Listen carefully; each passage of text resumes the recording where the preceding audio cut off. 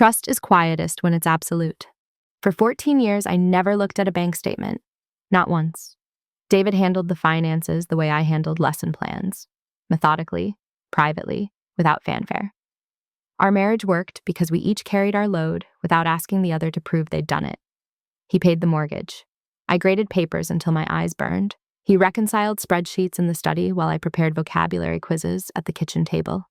We moved through our house like practiced dancers, never colliding, rarely questioning, believing completely in the division of labor that kept our life upright. The laundry room smelled like fabric softener and March rain. The evening, everything fractured.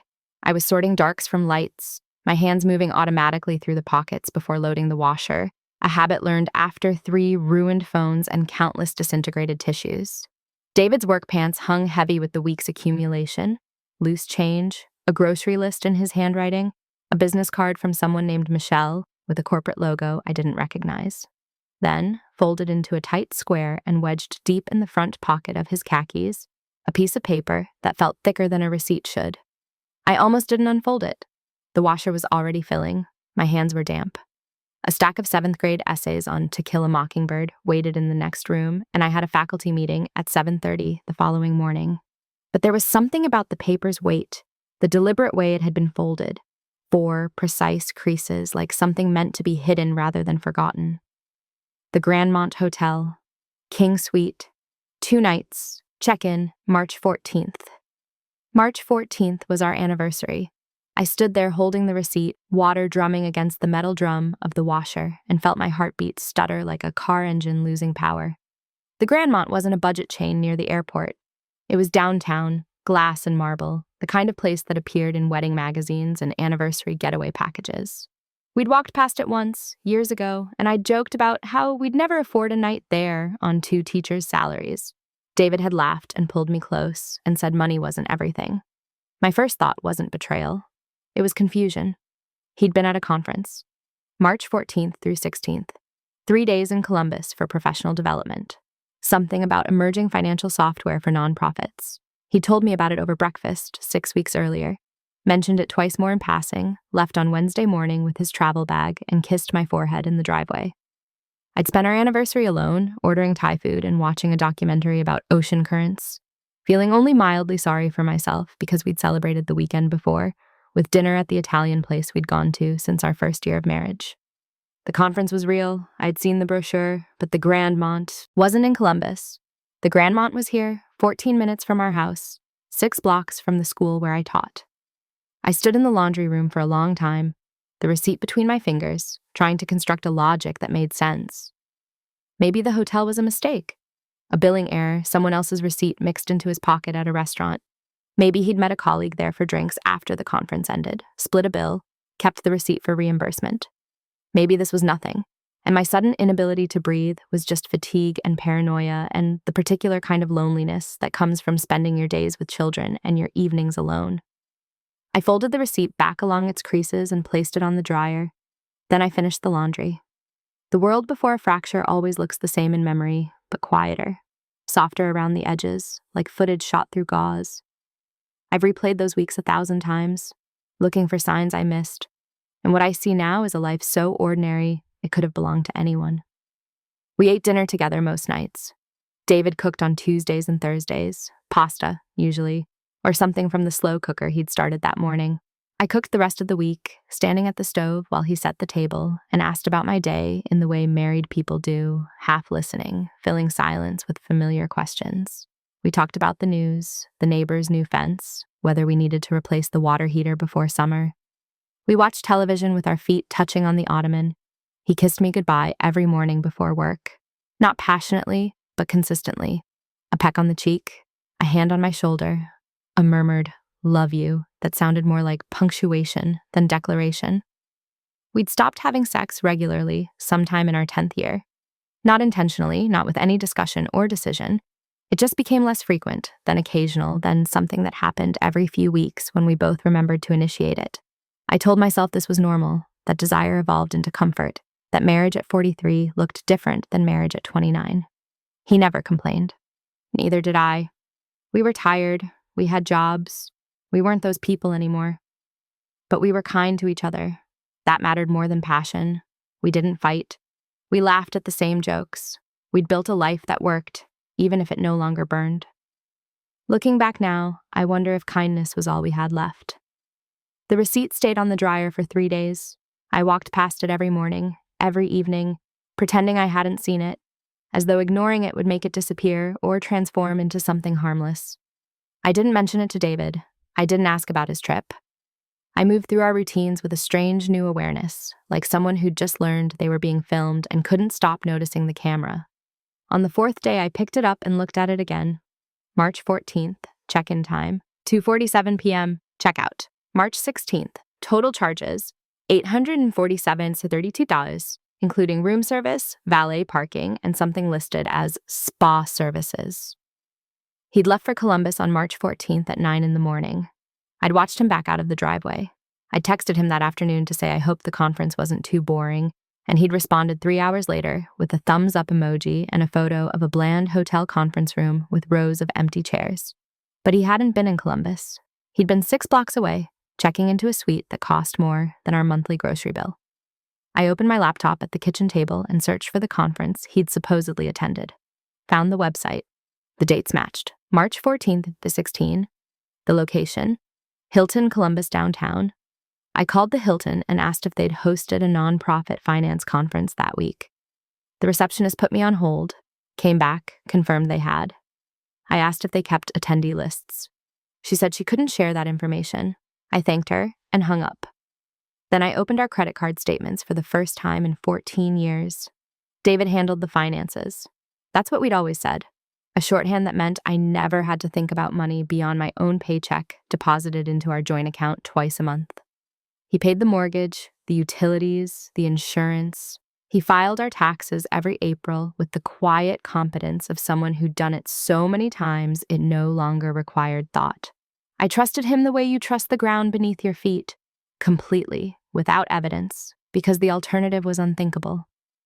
The statements went back 18 months. I opened each one slowly, my hands shaking in a way I couldn't control, scanning line by line for something that would explain the receipt or prove my suspicion wrong. March, Grandmont Hotel, $847.32. The charge was there, plain as daylight, dated March 14th, but there were others. January, Grandmont Hotel, $792.18. November, Grandmont Hotel, $823.45. September, Grandmont Hotel, $900.67, on and on, every 6 to 8 weeks, stretching back further than the statements I could access online. Always the same hotel, always midweek, always while I was at work, teaching grammar to 12-year-olds who couldn't spell there correctly and believing my husband was wherever he said he was. I sat at the kitchen table until the room grew dark, the laptop screen the only light, my throat tight and my chest hollow. Somewhere in the house, the refrigerator hummed. A car passed on the street outside. The world continued as though nothing had changed, but I couldn't move, couldn't think beyond the simple arithmetic of betrayal, money I'd earned, pooled into an account I never checked, spent on hotel rooms I knew nothing about. The front door opened at 6:15. "Hey," David called, his voice bright and familiar. "Traffic was terrible. You eat yet?" I closed the laptop. "Not yet," I said, and my voice sounded normal, steady, like someone who hadn't just discovered her life was a performance. "I was waiting for you." He walked into the kitchen, loosening his tie, and kissed the top of my head the way he always did. He smelled like aftershave and something else, something floral I didn't recognize. I sat very still. "Want me to order pizza?" he asked. "Sure," I said. He pulled out his phone and started scrolling through the delivery app, humming something under his breath, utterly at ease. I watched him the way a stranger might, cataloging details I'd stopped noticing years ago. The gray threading through his hair, the slight paunch over his belt, the reading glasses perched on his head that he'd forgotten he was wearing. He looked like a man with nothing to hide. A man who'd come home after an ordinary day to an ordinary house and an ordinary wife. A man who'd spent $847 on a hotel room during our anniversary. "Pepperoni okay?" he asked. "Fine," I said. He placed the order and sat across from me at the table, exhaling the way people do when they finally stopped moving. "Long day?" I asked. "Brutal," he said.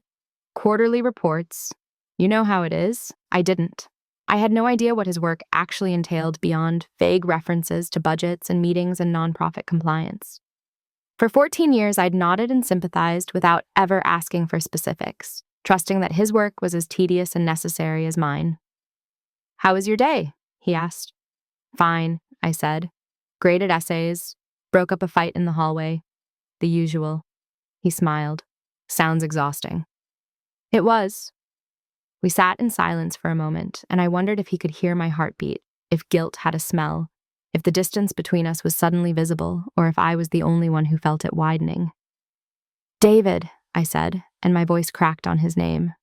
He looked up. "Yeah?" I opened my mouth to ask, to demand, to show him the receipt and the statements and the evidence of his careful, methodical betrayal. But the words stuck in my throat because once I asked, everything would change. The life we'd built, this house, this routine, this illusion of partnership, would shatter. And I wasn't ready. Not yet, not here. At the kitchen table, waiting for pizza, with the overhead light buzzing and the refrigerator humming and the world still pretending to be normal. "Nothing," I said. "Never mind." He studied me for a second, his expression unreadable, then shrugged and picked up his phone. I sat across from him and felt the silence between us become a language neither of us knew how to speak. Paranoia is a slow unraveling. It doesn't arrive all at once. It seeps in through cracks you didn't know existed, filling the spaces between certainty and doubt until you can't remember which version of reality you're supposed to believe. I started looking, not aggressively, not with any plan, but in the small moments when he wasn't paying attention. I checked his phone while he showered, scrolling through texts that revealed nothing. Work messages, exchanges with his brother about a basketball game, a thread with me about picking up milk. I searched his car for receipts, his wallet for hidden notes, his coat pockets for evidence that would confirm what I already knew but couldn't name out loud. I found nothing. Or rather, I found absence. Gaps. A life carefully curated to show only what he wanted seen. His phone had a lock code I didn't know. When I asked about it casually one morning, "When did you change your passcode?" he shrugged and said his office required updated security protocols. I nodded and didn't press. I opened our credit card statements every night after he went to bed, memorizing the pattern of charges: groceries, gas, utilities, and then, every 6 weeks like clockwork, the Grandmont Hotel. I started noticing other things. Small inconsistencies that hadn't registered before but now felt glaring. The way he showered immediately after coming home, even on days when he claimed he'd been at his desk all afternoon. The new cologne that appeared in the bathroom in January. The haircut that looked more expensive than the place he'd gone to for years. The fact that he no longer asked about my day with any real curiosity, as though my life had become background noise to something more compelling. And the receipts. Not just the hotel. There were others, tucked into his briefcase or folded in his jacket. Dinners at restaurants we'd never been to together. Flowers purchased on dates that weren't my birthday or our anniversary. A jewelry store charge for $340 in November. I'd received no jewelry in November. I became someone I didn't recognize. A woman who checked timestamps on text messages, who compared his stories to his credit card history, who memorized the dates of business trips that may or may not have happened. I hated myself for it, but I couldn't stop. The truth was somewhere in the accumulation of small lies, and I needed to find it, needed proof that I wasn't imagining the distance between us. The strange new politeness, the way he looked at me sometimes as though I were a stranger he was being kind to out of obligation. One night in early April, I found the second phone. It was in his gym bag, underneath a pair of running shoes he hadn't worn in months. Small, cheap, a prepaid burner with no password, and a handful of texts from a contact saved only as M. "Thursday at 3? Can't wait to see you." Last night was perfect. I sat on the floor of our closet, the phone in my hand, and felt something inside me go very quiet and very still. Not anger, not yet. Just a kind of clarity that felt like falling. The texts went back months. Casual, affectionate, familiar. Logistics and endearments and the easy shorthand of people who knew each other well. There were no names, no explicit confessions, but there didn't need to be. The tone said everything. I put the phone back exactly where I'd found it. Then I went downstairs and poured myself a glass of water and stood at the kitchen sink, staring at our backyard in the dark, trying to remember the last time David had touched me like he meant it. The confrontation happened on a Tuesday, not because I planned it, but because I couldn't pretend anymore. Couldn't smile through dinner or respond to his mundane questions or lie next to him in bed while my mind spiraled through every memory, rewriting history with the knowledge I now carried. He came home at 6:30, same as always. I was sitting at the kitchen table with the credit card statements printed out, the hotel receipt from his wallet, and the burner phone laid out like evidence in a crime scene photograph. He stopped in the doorway. "What's this?" he said, and his voice was so calm, so measured that I almost believed he didn't know. "You tell me," I said. He set his briefcase down slowly, walked to the table, picked up the hotel receipt, glanced at it, put it back down. His face gave away nothing. "I can explain," he said. "Please do." He pulled out a chair and sat across from me, and for a moment neither of us spoke. The refrigerator hummed. The clock above the stove ticked. Outside, someone started a lawnmower. "Her name is Michelle," he said finally. "We met at a work conference 2 years ago." 2 years. The number landed like a punch. I'd imagined weeks, maybe months. But 2 years was a quarter of our daughter's life away at college. 2 years was 700 dinners where he'd sat across from me and lied. 2 years was enough time to build a second life. "Are you in love with her?" I asked. He hesitated. "I don't know." "Do you love me?" Another hesitation, longer this time. "I think so. I did. I don't know anymore." I nodded, as though this was reasonable, as though marriages ended every day with this kind of quiet confession in kitchens that still smelled like the coffee we'd made that morning. "The hotels," I said. "All those charges. That was her, yes. Our anniversary, March 14th. You spent it with her." He closed his eyes. "Yes." Why sigh? It was the only question that mattered. Not how, not when, but why. Why risk everything we'd built? Why choose secrecy over honesty? Why let me believe in a marriage that had already ended? "I was lonely," he said, and his voice cracked on the word. "I know that's not an excuse. I know it doesn't justify anything. But I've been lonely for years and you didn't notice." We stopped talking. We stopped touching. We became roommates who shared a mortgage and barely saw each other. And then I met someone who made me feel alive again. And I was too weak to walk away. I stared at him. "So this is my fault?" "No, God, no. This is on me, but you weren't exactly present either. When's the last time you asked about my day and actually listened to the answer? When's the last time you initiated anything? Sex, conversation, a date? We've been coasting for years, and you know it." He wasn't wrong. And that hurt worse than the betrayal, the realization that I'd been so consumed by work and routine and the small exhaustions of daily life that I'd stopped seeing him, stopped trying. We'd become two people living parallel lives under the same roof, and I told myself that was enough, because changing it required energy I didn't have. But I hadn't spent $6,000 on hotel rooms. I hadn't lied. I hadn't built a second life with someone else and pretended everything was fine. "I want you to leave," I said. "Rachel." "Tonight. Pack a bag, go stay with your brother or your girlfriend or wherever you want, but you can't stay here." He sat very still. "Can we talk about this?" "We just did." He nodded slowly, stood, and walked out of the kitchen. I heard him climb the stairs, heard drawers opening and closing in our bedroom, heard the quiet sounds of a life being dismantled one article of clothing at a time. 20 minutes later, he came back downstairs with a duffel bag and his laptop case. "I'm sorry," he said from the doorway. I didn't respond. He left. The front door closed. His car started in the driveway. And then the house was silent in a way it had never been before.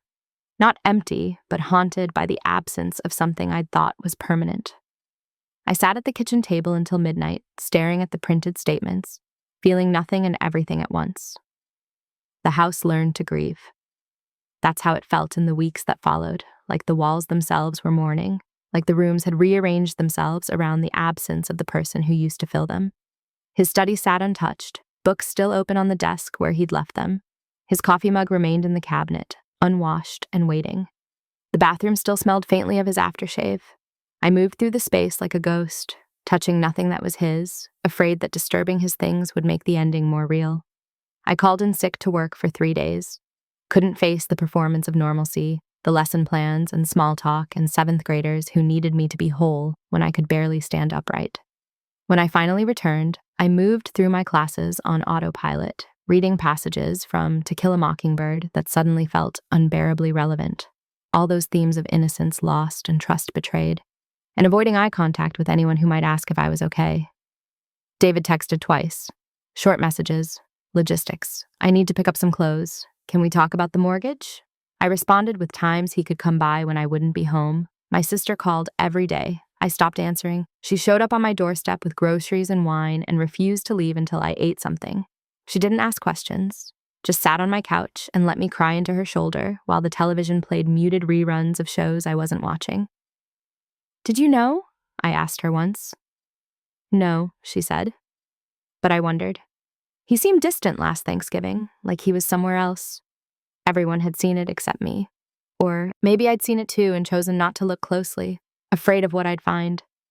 The nights were hardest. I'd lie in bed, our bed, now just mine, and replay every moment looking for the exact second when everything changed. Was it gradual? Had he woken up one morning and decided he didn't love me anymore? Or was it a slow erosion, tiny resentments accumulating until the foundation cracked? I thought about Michelle constantly, built her in my mind from fragments, the expensive dinners, the spa services, the texts that called him perfect. She was younger, probably, childless, someone who had time and energy for spontaneity, for hotel rooms in the middle of the week, for the kind of attention I'd stopped giving years ago. I hated her, and then I didn't, because hating her meant absolving him, and he'd made the choice. He'd stood in our kitchen and kissed me goodbye and driven 6 blocks to be with someone else. In late April, his brother called and asked if I'd consider couples therapy. "He wants to fix this," Mark said. "He knows he fucked up. He ended things with her." "When?" I asked. "Last week." I laughed. It came out bitter and sharp. "So he's single again. Good for him." "Rachel, he loves you." "No," I said. He loved the version of me that didn't ask questions." I hung up. A month later, I hired a lawyer. Memory is revision. That's what I learned in the quiet months after David left. That every memory is colored by what came after. That the past rewrites itself to accommodate new truths. That nothing I remembered could be trusted anymore. I thought about our wedding day. The way he'd cried when I walked down the aisle. Had he meant it? Or was he capable, even then, of performing emotions he didn't feel? I thought about the year our daughter was born, how he'd held her in the hospital with such tenderness, how we'd been a team through sleepless nights and toddler tantrums and the 1,000 small crises of early parenthood. Had that been real? Or had I invented a partnership that existed only in my need for it to be true? I thought about anniversaries, birthdays, ordinary Tuesdays when we'd laughed over dinner or held hands during a movie. Which of those moments had been genuine? Which had been him going through the motions, counting down the hours until he could be somewhere else? The cruelest part of betrayal isn't the lie. It's the way it poisons everything that came before. I couldn't look at our life without seeing the shadow of Michelle, couldn't remember a single happy moment without wondering if he'd been thinking of her even then. Was it betrayal or simply exhaustion? I didn't know. Still don't. Maybe both. Maybe he was telling the truth when he said he'd been lonely, that we'd drifted apart, that he'd found in someone else what we'd stopped giving each other. Maybe I'd been so focused on my own loneliness, the endless grading, the bureaucratic frustrations of teaching, the way marriage had become routine, that I'd stopped noticing his. But maybe loneliness isn't an excuse. Maybe we all get lonely, and most of us don't spend 2 years lying about it. I asked my lawyer once if infidelity mattered in divorce settlements. She said not really. The state didn't care who slept with whom. It only cared about assets and custody and the equitable division of lives built together. Equitable. As though you could split heartbreak down the middle and call it fair. The divorce was finalized in September. 6 months from confrontation to signed papers. Faster than I'd expected. We sold the house. Neither of us could afford to buy the other out. And split everything we'd accumulated over 14 years. Furniture, dishes, photograph albums where we smiled at a camera and believed we'd last forever. Our daughter came home from college for the signing. She hugged me in the lawyer's office and cried in a way she hadn't when we'd first told her. "I thought you'd work it out," she whispered. "Some things don't get worked out," I said. They just end. I live in an apartment now. Small, unfamiliar, mine. One bedroom, a kitchen with windows that face east, a living room that fits a couch, and nothing else. It's quiet in a way the house never was. No creaking floors, no humming appliances, no echoes of a life that used to fill every room. I see David occasionally. Necessary encounters, signing final documents, splitting belongings we'd forgotten to divide, brief exchanges in parking lots when our daughter visits. He's polite. I'm civil. We've become strangers who once knew everything about each other and now barely speak. He's still with Michelle. Or maybe he isn't. I stopped asking, stopped caring in the way I used to, the desperate need to know every detail of his life that consumed me in those first months. He made his choice. I made mine. The consequences continue quietly the way consequences do. Sometimes I wonder if he thinks about me, if he remembers our anniversary, the real one, not the one he spent at the Grandmont, and feels regret. If he ever lies awake, wondering what might have happened if he'd just been honest, if he'd said, "I'm lonely, I'm struggling, can we fix this?" Instead of building a second life in silence. But mostly I don't wonder. Mostly I just live. I wake up, make coffee, teach grammar to children who will forget it by next semester, come home to an apartment that's too quiet but at least honest. I go on dates occasionally, awkward dinners with men from apps who ask about my ex-husband and seem disappointed when I don't perform bitterness for their entertainment. I visit my sister on weekends. I call my daughter every Thursday. I'm learning to exist alone. Not lonely, exactly, but singular. Responsible only for myself, accountable to no one, free from the performance of partnership that had become exhausting long before it ended. Some nights I still think about the receipt, that folded piece of paper that changed everything. I wonder what would have happened if I'd never checked his pockets, if I'd thrown his pants in the wash and destroyed the evidence, if I'd lived the rest of my life believing in the version of our marriage he'd constructed. Would ignorance have been easier? Would I be happier? I don't know. But I do know this. Truth is unbearable and necessary. It strips you bare and leaves you standing in the ruins of everything you thought was solid, and you have to decide whether to rebuild or walk away. I walked away. And some mornings, when light fills the small kitchen of my small apartment, I feel something that might be peace. Not happiness, not yet, maybe never, but the quiet understanding that comes after the storm. The recognition that I survived, that love can coexist with harm, that trust once broken doesn't heal, and that sometimes the bravest thing you can do is let go of what you thought your life would be and build something smaller, simpler, true. David once said he handled the finances. What he meant was he controlled the narrative, and I let him because trust is easiest when it's absolute. When you don't look too closely at the numbers, when you believe the person beside you is the person they claim to be. I won't make that mistake again. The receipt is still folded in my wallet, pressed between expired insurance cards and photos of my daughter. I don't know why I kept it. Maybe as evidence. Maybe as reminder. Maybe just because it's the last honest thing he ever gave me. A truth he didn't mean to reveal, printed on paper. Undeniable. Some nights I take it out and look at the numbers. March 14th. 2 nights. 847 days. The cost of ending a marriage, itemized. I fold it back along its creases and put it away. Morning comes. I make coffee. I teach children about metaphor and theme and the way stories reveal truths we're afraid to speak aloud. I grade papers. I call my daughter. I exist in the smaller life I've built from the wreckage, and I'm learning, slowly, painfully, that sometimes survival looks like starting over. He promised to handle the finances, and he did in his way. He balanced the books, paid the bills, kept us afloat while building something else entirely. What he couldn't handle was honesty, and what I couldn't handle was living in a story that was only true for me, so I left. Not loudly, not dramatically, but with the quiet understanding that peace sometimes means walking away from what you thought you wanted and toward what you actually need. I never stopped loving him. I just stopped pretending it was enough.